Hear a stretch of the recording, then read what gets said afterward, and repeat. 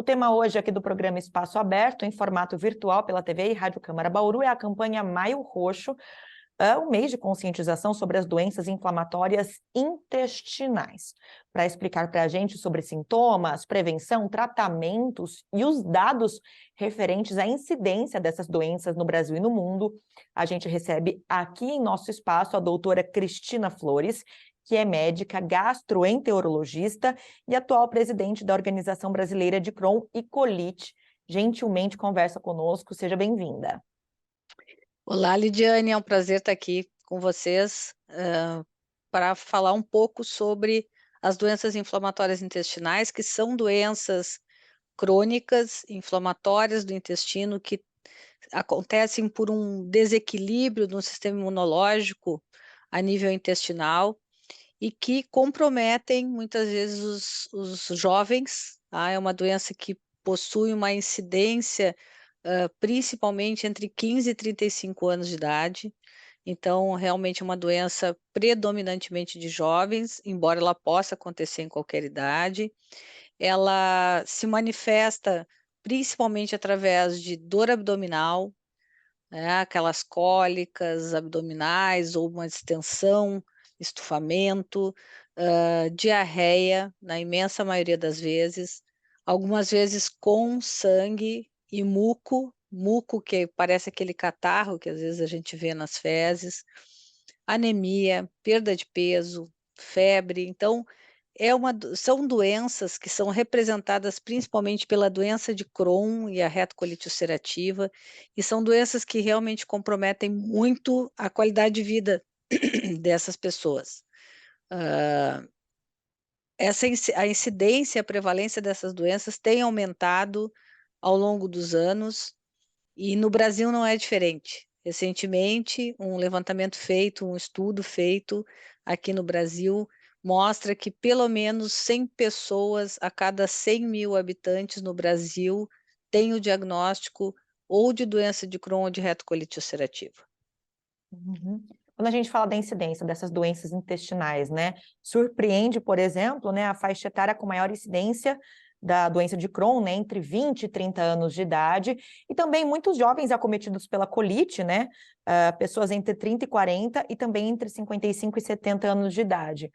No caso dessas pessoas mais jovens, claro, falando de uma forma geral, mas em especial para esse grupo de pessoas mais novas, hoje quais são as principais causas ou indicativos que podem provocar ou levar as pessoas a apresentarem esse tipo de enfermidade?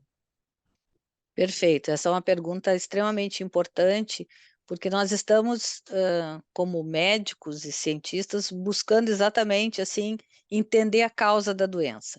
Nós sabemos que ela é uma doença, são doenças multifatoriais, ou seja, eu costumo dizer, a genética, ela tem como pano de fundo, ela é o solo fértil, hã, acima do qual a gente se expõe a fatores ambientais que acabam desencadeando a doença. Nós não sabemos exatamente a causa, mas não há dúvida, por outro lado, de que o processamento dos alimentos tem uma relação muito forte, ou seja, a industrialização dos alimentos, aditivos, espessantes, estabilizantes, enfim, a química hoje que é utilizada em muitos alimentos tem um papel fundamental nessa história.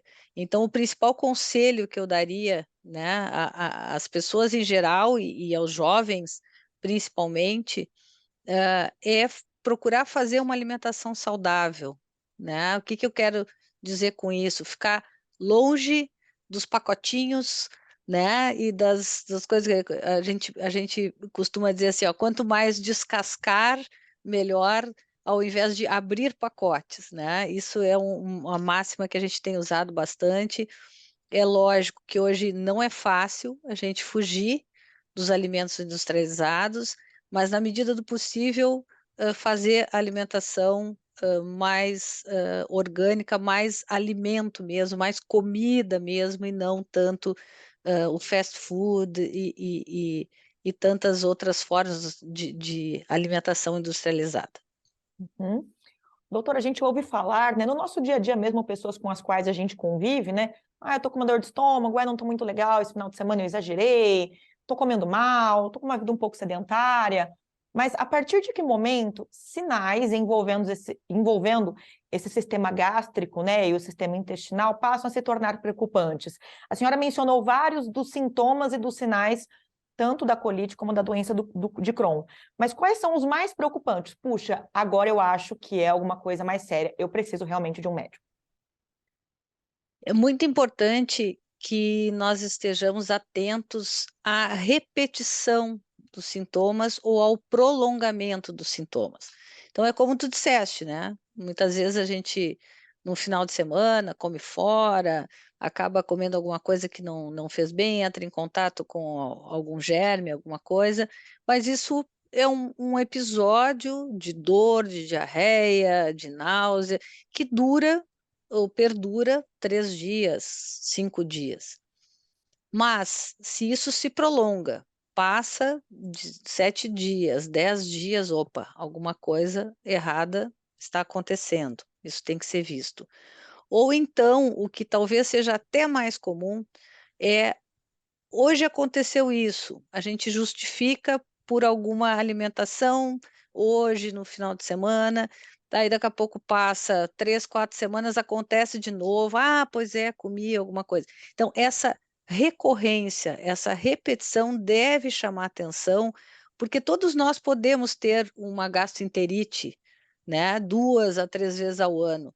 Mas se isso está sendo mais frequente e já ultrapassou esse número, isso deve servir de alerta para procurar atendimento e ver o que está acontecendo.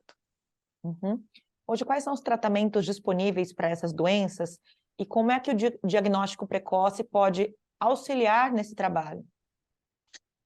Hoje nós temos muitas opções de tratamento, embora nós sempre estejamos atrás de medicações cada vez mais eficientes, mas nós temos bastante opções hoje.